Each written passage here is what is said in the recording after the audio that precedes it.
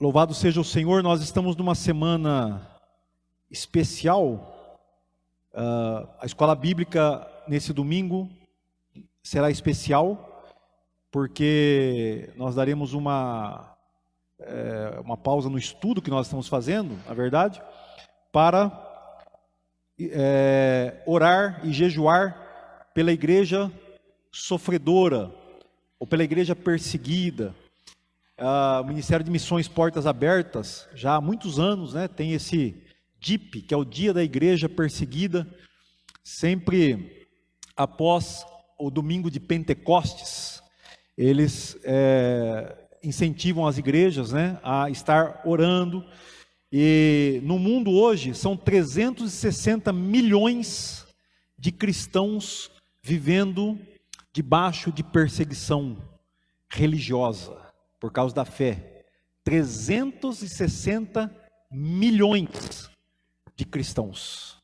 É mais do que a população do Brasil. É quase uma vez e meia a população do Brasil. Então é muita gente, São cristãos principalmente na África e também na Ásia. São esses dois continentes onde há muitos cristãos, A igreja chinesa, creio que já logo será a maior igreja do mundo, Talvez ela ainda fique atrás da igreja americana, dos Estados Unidos, embora hoje eu tive uma notícia também, que nos Estados Unidos, na Convenção Batista do Sul, no ano passado, cerca de 500 mil pessoas deixaram de congregar, deixaram de ser membros das igrejas batistas do Sul nos Estados Unidos.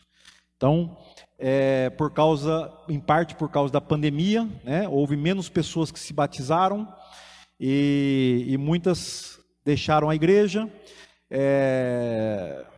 Alguns já tinham deixado antes, mas estavam esquecidos, e com a pandemia então foram lembrados e também deixaram a igreja. Então nós vamos estar orando, irmãos, essa semana, e a palavra que eu gostaria de trazer nessa noite, em oração com o Senhor, é um pouco sobre também esse sofrimento. Por que nós sofremos? Por que os cristãos sofrem? Não nós sofremos, não estou falando de sofrimento, não vou falar de sofrimento de enfermidade ou de sofrimento familiar. Embora muitas vezes, Jesus ele falou que por causa dele, os lares, as famílias seriam divididas. E isso causa muito sofrimento, Quando uns servem ao Senhor dentro de uma casa e outros não servem. Muitas vezes uma pessoa única serve ao Senhor e ela sofre algum tipo também de perseguição dentro da sua casa, ou ela sofre por aquele ente querido que não conhece a Deus e que ela gostaria que essa pessoa fosse salva, e infelizmente as pessoas não veem dessa forma. Então, esse sofrimento do cristão, ele acontece em grande parte por causa do conhecimento de Deus. Então eu gostaria que citar apenas, não vou dizer para você abrir, nós vamos abrir um outro texto, mas Jesus, quando ele anunciou, ele estava na sua última noite com os seus discípulos, naquela mesma noite que ele lavou os pés aos seus discípulos na Páscoa, e ele fala da sua morte, ele está prestes a ser preso, e depois morto. Então ele está se despedindo dos seus discípulos. É quando ele diz: olha, vocês não fiquem preocupados, creiam em Deus, creiam também em mim. E ele fala do amor, ele fala que Deus ama os seus discípulos de uma maneira especial, que ele também ama. Ele promete que ele vai se manifestar aos seus discípulos, ele promete o envio do Espírito Santo. Então naquela noite Jesus também falou com eles assim, falou: olha, vocês serão perseguidos por minha causa, vocês serão expulsos das sinagogas, por causa, as pessoas que vão fazer isso com vocês, são pessoas que nunca conheceram nem o Pai e nem a mim. Ele fala, então vocês serão perseguidos. Jesus anunciou isso, ele falou: eu não disse isso antes, porque eu estava com vocês, mas agora eu vou avisar vocês que vai ser assim daqui para frente. Então Jesus sabia que ele ia ser morto, e como diz o apóstolo Paulo também em 1 Coríntios capítulo 2, versículo 8, ele diz que os que mataram Jesus porque não conheciam a Deus, não conheciam a sabedoria de Deus. Então o mundo que não conhece a Deus, ele é quem é o responsável pela morte de Jesus. Seja o poder político de Roma, seja o poder religioso dos judeus, que entregaram Jesus a Pilatos, eles fizeram isso, a Bíblia deixa muito clara, porque eles não conheciam a Deus. Eles não conheciam a Deus e nem o seu Filho. Porque é impossível conhecer a Deus sem conhecer Jesus. Aliás, o Evangelho de João, ele começa dizendo isso, ele fala: ninguém jamais viu a Deus, mas o Deus unigênito que está no Filho, no seio do Pai, nos revelou o Pai. Então, o conhecimento de Deus vai levar esse choque entre os que conhecem e os que não conhecem. Muitas vezes nós não somos perseguidos porque nós não estamos conhecendo a Deus de verdade. E conhecer a Deus, irmãos, é mais do que crer em Deus, vamos assim dizer. Nós falamos muito sobre a fé. E claro, a fé é tão importante, crer em Deus é importante, João fala sobre isso, crer o tempo todo no seu evangelho. Mas conhecer pessoalmente a Deus é algo mais profundo. E o meu objetivo aqui nessa mensagem é encorajar a mim e a você a conhecer mais a Deus, conhecer pessoalmente a Deus. Não conhecer apenas, ter conhecimento das Escrituras, não ter conhecimento de versículos da Bíblia, não ter conhecimento religioso, de como que é a sua igreja, como que é a sua religião, como que é a liturgia.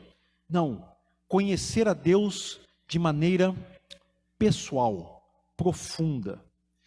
É bem verdade também que João Calvino, ele diz o seguinte, nas Institutas, ele fala assim: não existe um conhecimento profundo de Deus sem um conhecimento profundo de si mesmo. Não existe um conhecimento profundo de Deus sem um conhecimento profundo de si mesmo. Então eu quero perguntar também nessa noite: quem é você? Muito do sofrimento emocional e psicológico que as pessoas passam, vem por causa dessa falta de conhecimento. E se nós não conhecemos a nós mesmos, nós também não chegamos a conhecer profundamente a Deus. E ele continua, João Calvino: nem um conhecimento profundo de si mesmo pode ocorrer sem um conhecimento profundo de Deus. Porque a nossa identidade está em Deus, foi Ele que nos criou. Então, para que nós possamos nos conhecer também, nós precisamos conhecer profundamente a Deus. Então essa é a nossa meta, essa é a meta, esse é o alvo da vida cristã. É por isso que nós somos cristãos. Crer em Deus, crer em Jesus, mas também conhecê-lo pessoalmente. Um outro irmão chamado Thomas Kempis, ele afirmou o seguinte: um autoconhecimento humilde é o caminho mais seguro para Deus do que a busca após um aprendizado profundo. Então, você pode vir na escola dominical, você pode estudar a Bíblia, você pode ler livros, você pode fazer muita coisa, mas se você não for humilde, você não chega a conhecer profundamente a Deus. Se eu não for humilde, eu não chego a conhecer. Então, isso quer dizer que o orgulho e a soberba pode ser o maior empecilho no meu conhecimento de Deus. Agostinho de Hipona também, um dos maiores teólogos da igreja, conhecido como Santo Agostinho, ele diz: permita, Deus, que eu me conheça para conhecer-te a ti. Então, Agostinho, ele passa por uma transformação na sua vida à medida que ele vai conhecendo a Deus. Agora eu queria que você abrisse a sua Bíblia comigo, porque hoje também é uma quarta-feira de oração. Em Lucas capítulo 18, versos 9 a 14, eu peço para você ficar em pé para a gente fazer a leitura. E logo em seguida nós vamos orar pela campanha também. Lembre-se que é uma campanha da família, é uma campanha de oração. Então o texto em Lucas, Evangelho de Lucas, capítulo 18, versos 9 a 14. Nós vamos ler sobre dois homens. Um conhece a Deus, ou está no processo de conhecer a Deus. E o outro, infelizmente, não conhece a Deus e nem está no processo, nem está no caminho de conhecê-lo. Jesus contou essa parábola a respeito da oração. Ele diz assim: propôs também esta parábola a alguns que confiavam em si mesmos, versículo 9, né? Por se considerarem justos e desprezarem os outros. Então ele diz: dois homens subiram ao templo com o propósito de orar, um fariseu e o outro publicano. O fariseu, posto em pé, orava de si para si mesmo. Essa frase é muito interessante aqui. Ele orava de si para si mesmo, disse Jesus. Versículo 11 ainda. Essa é a oração do fariseu. O fariseu, para quem não sabe, irmãos, era tida a seita, o judaísmo mais fiel, mais ortodoxo, mais correto, mais dentro da lei, enfim, era o judeu mais exemplar que tinha, né? Então, a oração dele era a seguinte: ó Deus, graças te dou, porque não sou como os demais homens, roubadores, injustos e adúlteros, nem ainda como este publicano. Publicano eram aqueles que cobravam impostos, que trabalhavam para os romanos, cobradores de impostos, né? E ele continua a oração, é uma oração até comprida. Jejuo 2 vezes por semana e dou o dízimo de tudo quanto ganho. Então Jesus diz: o publicano, estando em pé, longe, não ousava nem ainda levantar os olhos ao céu, mas batia no peito dizendo: ó Deus, sê propício a mim, pecador. Essa é a oração dele. Ó Deus, sê propício a mim, pecador. E então no versículo 14 Jesus diz, essa é a conclusão que Jesus nos dá a respeito dessa história. Ele diz assim: digo-vos que este desceu justificado para a sua casa. Quem? O publicano, né? E não aquele, o fariseu, porque todo o que se exalta será humilhado, mas o que se humilha será exaltado. Tem alguém que está terminando a campanha hoje? Vem aqui na frente, nós vamos orar, enquanto a igreja ainda está em pé. E se você gostaria de começar uma campanha orando, a campanha também é um processo de conhecimento de Deus. A gente não consegue conhecer a Deus se a gente não estiver engajado, comprometido, participando, né? Então, se você quer começar uma campanha, levante a sua mão e os diáconos vão levar a você um papel, um cartão. Você que está em casa também, como nós não podemos te dar um cartão, você pode escrever, pegar um papel e escrever a passagem que foi lida hoje, Lucas capítulo 18, verso 9 a 14, e escrever o seu pedido de oração, para que nós possamos orar aqui no final da campanha, em cada dia e também no final, que será depositado no vaso de oração. Oremos.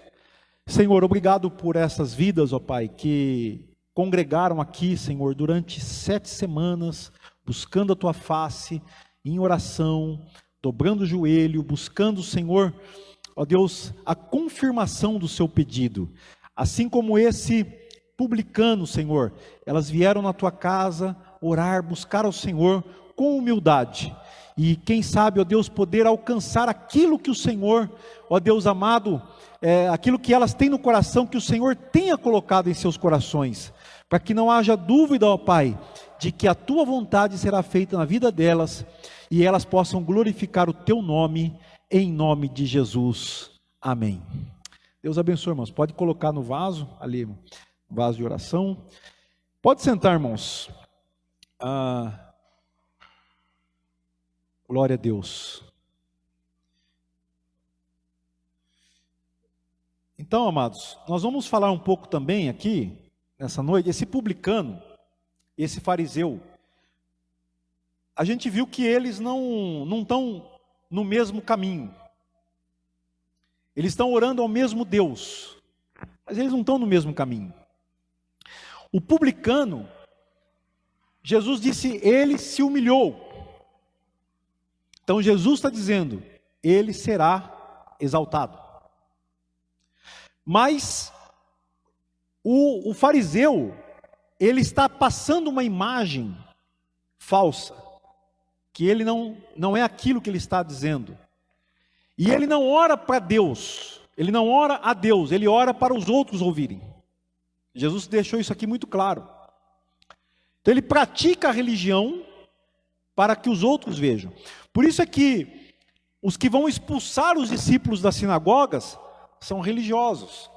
Os que mataram Jesus, os que entregaram Jesus para ser morto nas mãos de Pilatos, foram judeus religiosos.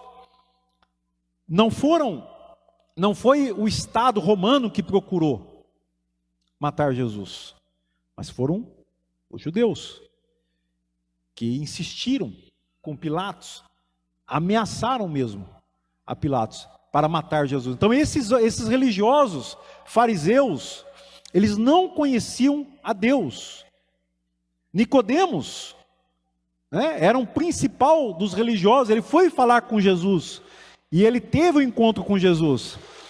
Mas para ele ter esse encontro com Jesus, e para ele conhecer Jesus, ele teve que descer. Ele teve que se humilhar em algum momento. Então esse conhecimento de Deus é um processo. Agora é interessante que Jesus, um dos discípulos de Jesus era publicano, Mateus. Mas Jesus ele busca discípulos entre pescadores, homens iletrados. Ele tem 4 discípulos, e eu quero falar um pouquinho de um desses discípulos, dada a sua importância, mesmo na igreja e na história cristã, que é Pedro. O que acontece na vida de alguém que conhece a Deus pessoalmente?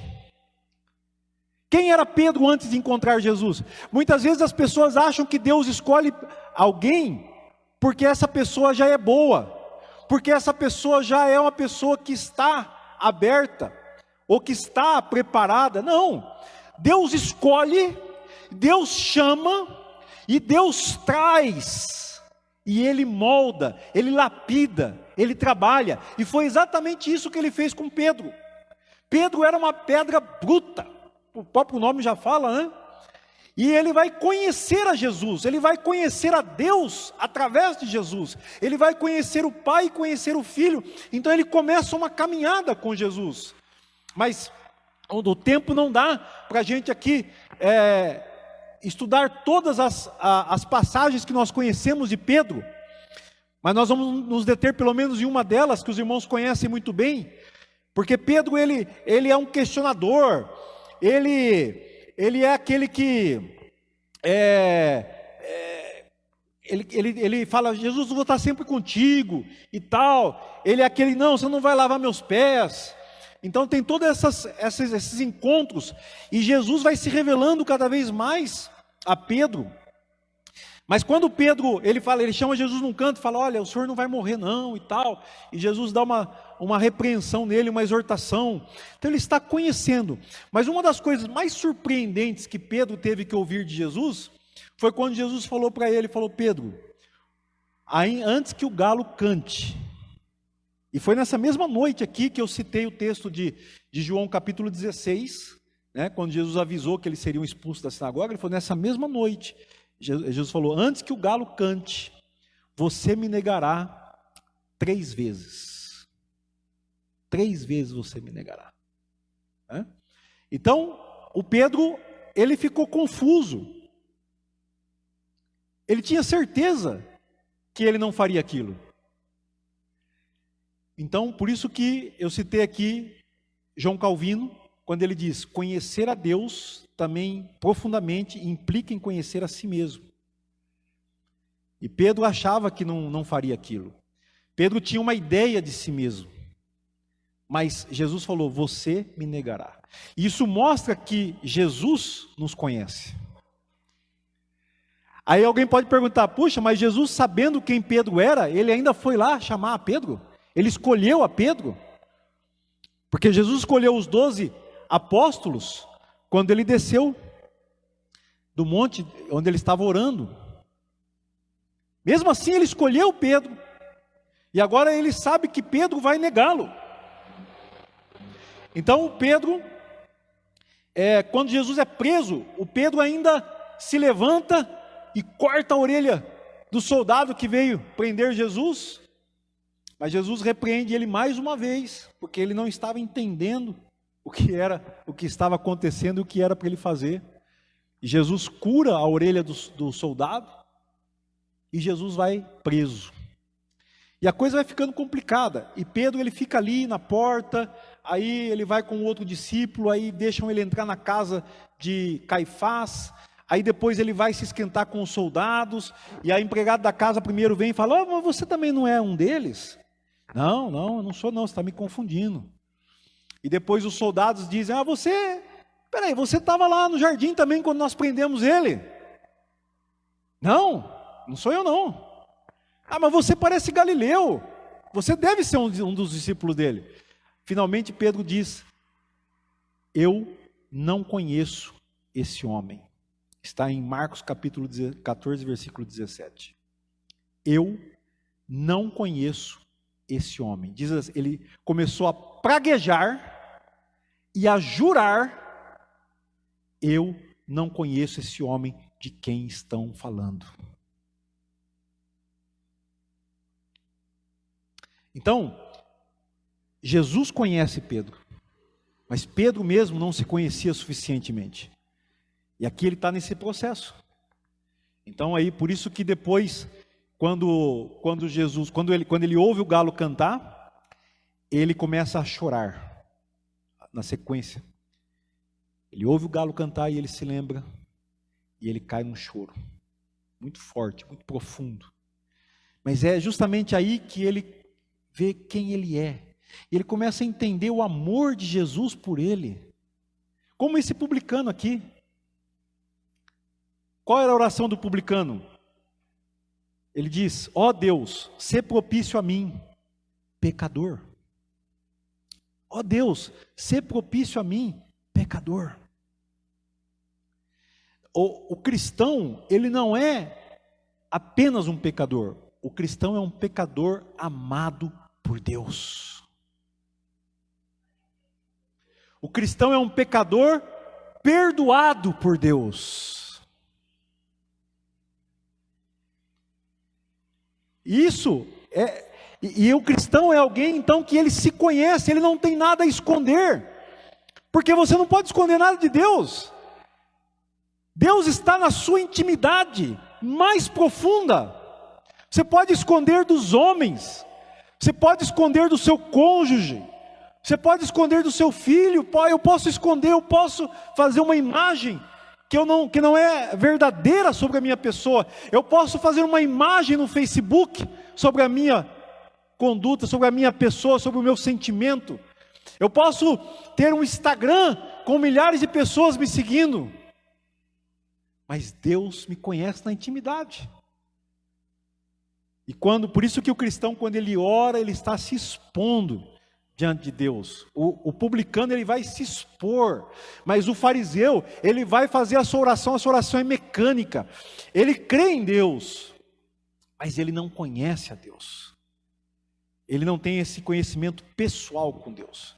Então, quando Pedro, Pedro, logicamente, quando Jesus ressuscita, nós conhecemos também a passagem, quando Jesus se adianta, e Jesus então trabalha isso com Pedro. Pedro, você me ama mais do que a esses? E Pedro se fala, sim, eu te amo. Porque Pedro achava que amava mais do que os outros. Você acha que ama a Deus e que o amor que você tem por Deus é seu, porque você é melhor do que aquele que não ama a Deus. Ah, eu sou mais, eu posso, eu escolhi servir a Deus. Como se isso fosse um motivo de exaltação. Eu decidi. Como fariseu, eu sou, eu faço.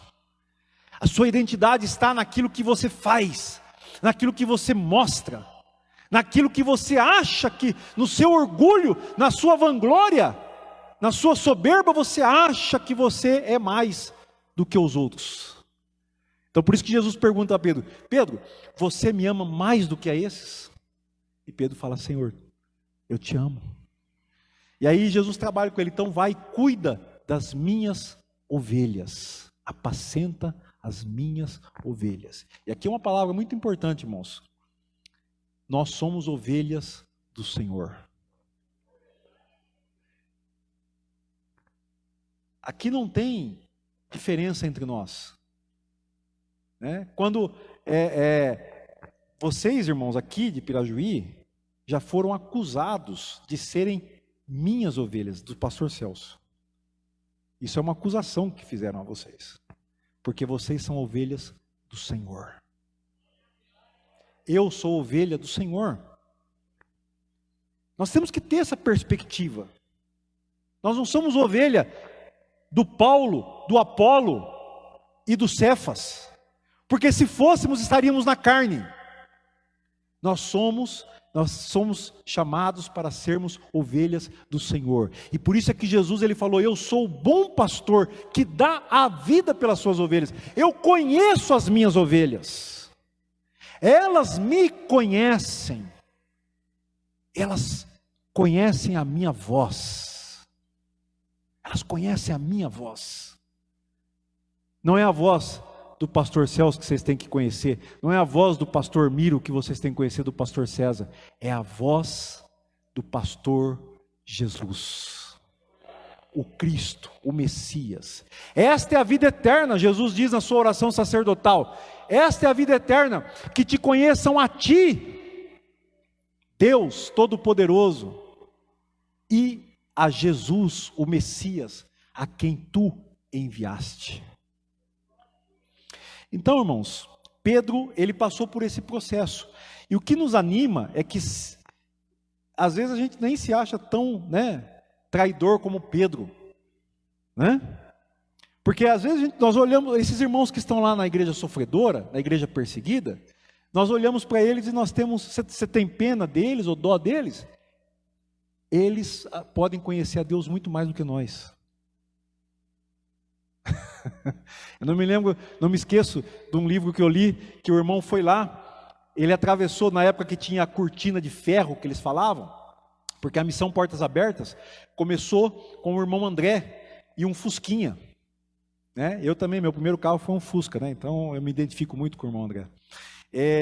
O irmão André, então ele enchia o porta-mala do Fusca. Para quem não conhece, o pessoal aí mais novo, o porta-mala do Fusca é na frente e o motor é atrás, né? Tem gente que não sabe, né, Davi? Então, ele enchia o porta-mala de Bíblias e ele ia passando pela fronteira do leste europeu, dominado pela União Soviética, União das Repúblicas Socialistas Soviéticas, que tentavam varrer o cristianismo e quase que toda a religião praticamente lá desses países. Então ele ia para os países do leste europeu e ele fazia uma oração, ele falava: Deus, cega, né, a vista dos guardas da fronteira e tal, para que não vejam as Bíblias e tal.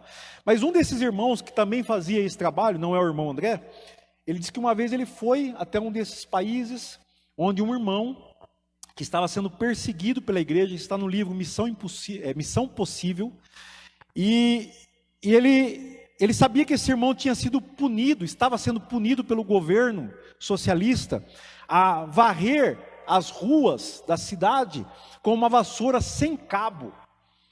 E ele disse que quando ele chegou, ele queria consolar o coração desse irmão, mas alguns minutos que ele pôde passar com esse irmão, o que ele conseguiu, na verdade, foi ficar envergonhado da sua fé, do seu conhecimento de Deus, e como aquele irmão conhecia o Senhor, por causa da alegria que ele estava. Como o nosso irmão João leu aqui o texto hoje, a alegria da salvação, ainda que a figueira não floresça. Ainda que eu seja perseguido. Aliás, a perseguição é isso que vai nos identificar com Cristo. Vamos ver então o que Pedro aprendeu. Abra sua Bíblia comigo lá em 1 Pedro capítulo 1. Nós já estamos quase concluindo, mas o Pedro, ele passou por esse processo. Então o que ele vai aprender? Versículo 7. 1 Pedro 1, 7. Ele diz... Não, peraí, desculpa. Vamos ler primeiro o versículo 3. O que Pedro aprendeu e o que ele passa para a gente? Primeira epístola de Pedro 1:3. Todo louvor seja a Deus, o Pai de nosso Senhor Jesus Cristo, por sua grande misericórdia. Eu estou lendo na versão transformadora. Por sua grande misericórdia, Ele nos fez nascer de novo. Aleluia! Por meio da ressurreição de Jesus Cristo dentre os mortos.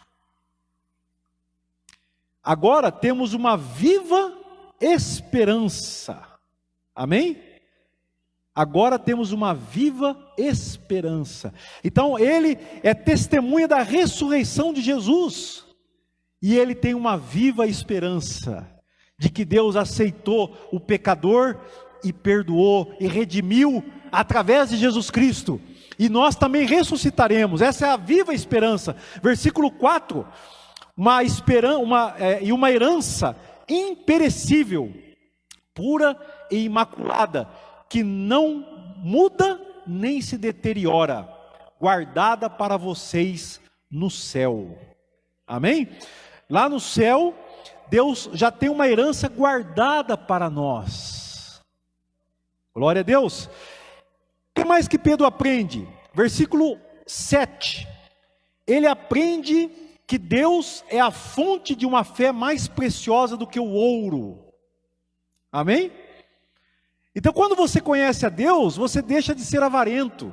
Quando você conhece a Deus, você não fica amando o dinheiro, amando o ouro e a prata, porque você sabe que a fé é mais preciosa. Ele diz lá no versículo 7, elas mostrarão a sua fé autêntica. Mas aqui para a gente entender o versículo 7, nós temos que ler o 5 e o 6. Porque no 5 e no 6 ele está falando do quê? Do sofrimento, da perseguição, da provação. Então ele diz assim, versículo 5: por meio da fé que vocês têm, Deus os protege com o seu poder, até que recebam essa salvação pronta para ser revelada nos últimos tempos. O que ele está dizendo aqui? Que Deus protege você de passar pela provação? Não, ele está dizendo que Ele protege você e eu, para que a nossa fé não desfaleça, até que nós recebamos a nossa herança, a nossa salvação, que será revelada nos últimos tempos. Porque muitos vão dizer, você crê em Deus em vão, a sua fé não vale nada para você. Mas o Espírito Santo de Deus, Deus é fiel, Ele nos dá essa fé, e Ele nos protege para que a gente chegue até lá, firme nele. E versículo 6, portanto, alegrem-se com isto, ainda que agora, por algum tempo, vocês precisem suportar muitas provações. É isso que os irmãos lá da igreja perseguida aprenderam. 360 milhões de pessoas estão sofrendo por causa da sua fé em Cristo Jesus. Talvez você também esteja sofrendo alguma coisa por causa da sua fé. Talvez você esteja sofrendo a dúvida da sua fé. Talvez o diabo e muitas pessoas estejam dizendo para você, não vale a pena servir a Deus. Mas a fé que Ele colocou no seu coração, Ele vai cuidar, Ele vai nutrir essa fé, e Ele vai fazer você chegar até o final. Porque só aquele que perseverar até o final será salvo. Jesus falou isso. Outra coisa que Deus aprendeu está no verso 8. Ele diz que ele vai aprender que Deus é uma fonte de alegria inefável. Versículo 8. Embora nunca o tenham visto, vocês o amam. No final eu acabei pulando o 7, né? Desculpa, irmãos. Vamos ler o 7 novamente. Eles mostrarão, elas quem? As provas, as provações. Elas mostrarão que a sua fé é autêntica. Irmãos, eu recomendo muito essa versão aqui, viu? Para quem não tem, nova versão transformadora. Muito boa. Eu não conhecia. Antes faz menos de 2 anos que eu conheci essa versão. Eu já tinha ouvido falar, mas ela é muito boa. Então, versículo 7. Essas provas mostrarão a sua fé, que a sua fé é autêntica. Como o fogo prova e purifica o ouro, assim a sua fé está sendo experimentada. Amém? Você sabe como que o fogo prova o ouro? Você já viu? Alguém aqui já viu um maçarico derreter o ouro? Eu trabalhei num laboratório de prótese dentária, então a gente pegava o maçarico e punha o ouro lá, para fazer, sabe esses dentes de ouro que o pessoal tem na boca? Eu não tenho, né? Aliás, aqui está o dente do meu pai. Quando ele trocou os dentes, ele me deu os dentes dele, eu fiz a aliança, né? Que eu tenho até hoje. Mas você prova no fogo até o ouro derreter, e aí sai as impurezas do ouro, do metal. Então Deus está fazendo isso com você, amém? Glória a Deus! Que fogo é esse? É o fogo da provação. É o fogo da provação. É o que está dizendo aqui, irmãos. Nós estamos lendo a Bíblia junto. Então ele diz, a sua fé vai ser autêntica, né? E ela é muito mais preciosa que o simples ouro. Então, se ele prova como ouro, ele usa a comparação. Mas a fé que você tem, que eu tenho, que o Senhor nos deu, ela é mais preciosa do que o ouro. Isso resultará em louvor, glória e honra no dia em que Jesus Cristo for revelado. Ele está falando da volta de Jesus. Jesus será revelado ao mundo de uma forma como não foi antes. Porque a revelação que ele nos trouxe antes, só os crentes acreditam. Os que não são crentes não acreditam. Mas nós cremos. E nós estamos conhecendo a Deus. O versículo 8, então, finalmente ele fala da alegria. Embora nunca o tenham visto, vocês o amam.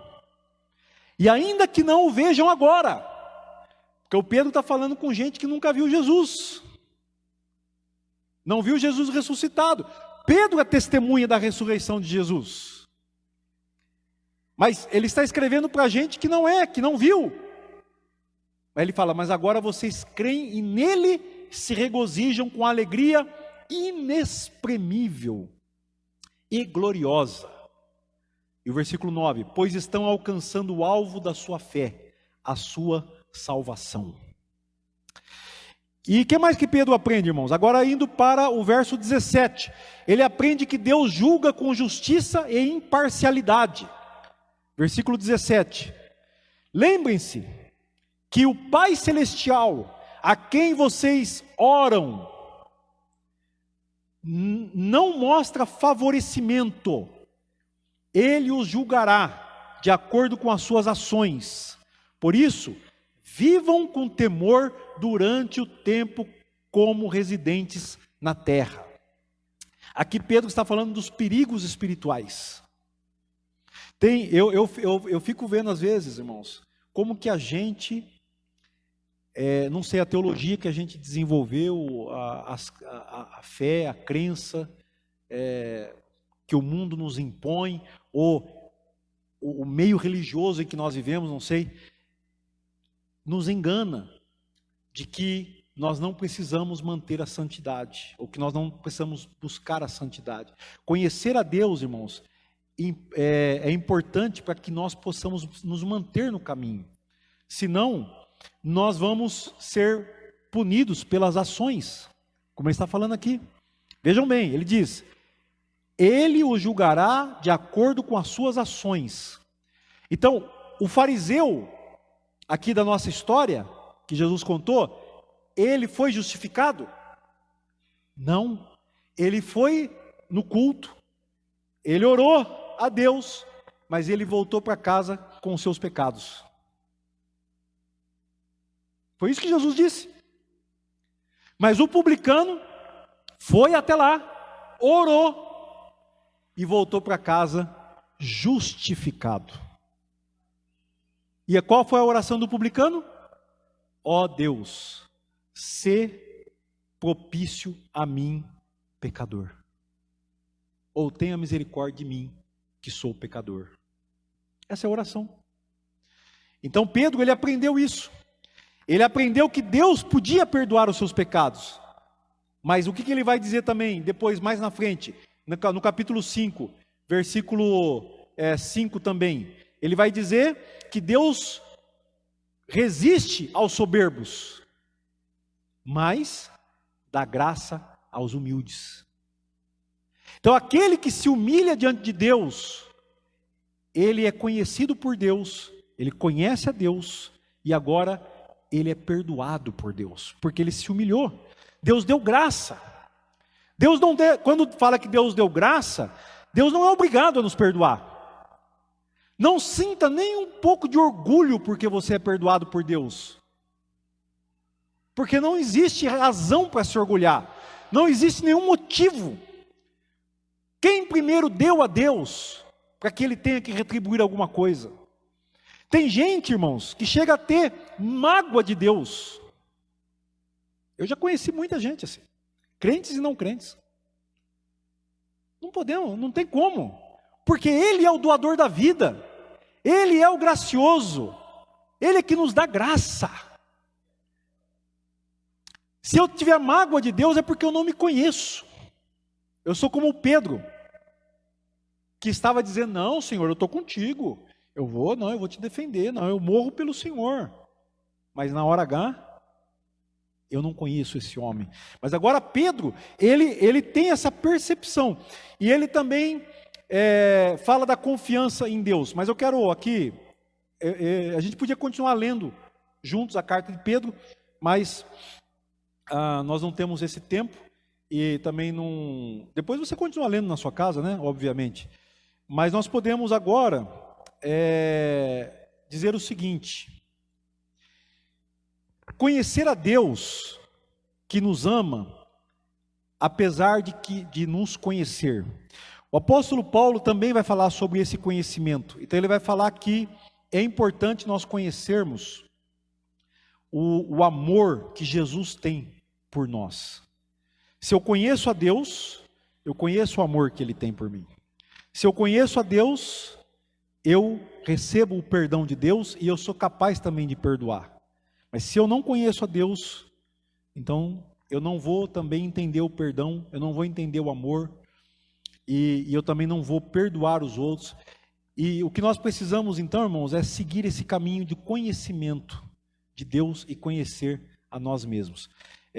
O Eugene Peterson, que traduziu a Bíblia, chamada a tradução A Mensagem, ele traduz esse último versículo do texto que nós lemos em Lucas 18, versículo 14, quando ele diz assim: aquele que se humilhar, o que se humilha será exaltado. Ele traduziu da seguinte forma: aquele que se contenta em ser ele mesmo, será mais do que ele mesmo. Interessante essa, eu demorei para entender essa tradução. Aquele que se contenta em ser ele mesmo, ou seja, não tente ser outra pessoa diferente que você é. Diante de Deus você está nu. Amém? Aquele que se contenta em ser ele mesmo, será mais do que ele mesmo. Porque Deus vai transformar a tua vida. Mas se você quer ser alguém que você não é, se você quer mostrar uma coisa que você não é, se você tenta esconder de Deus, ou até enganar-se a si mesmo, então você não vai passar pela transformação de conhecer a Deus e de conhecer a si mesmo, porque Deus nos conhece, Ele sabe quem nós somos. Amém? Eu gostaria de convidar você a orar nesse momento. Se você quiser ficar sentado ou ajoelhar, fique à vontade. Nós vamos ter um momento de oração agora. Amém?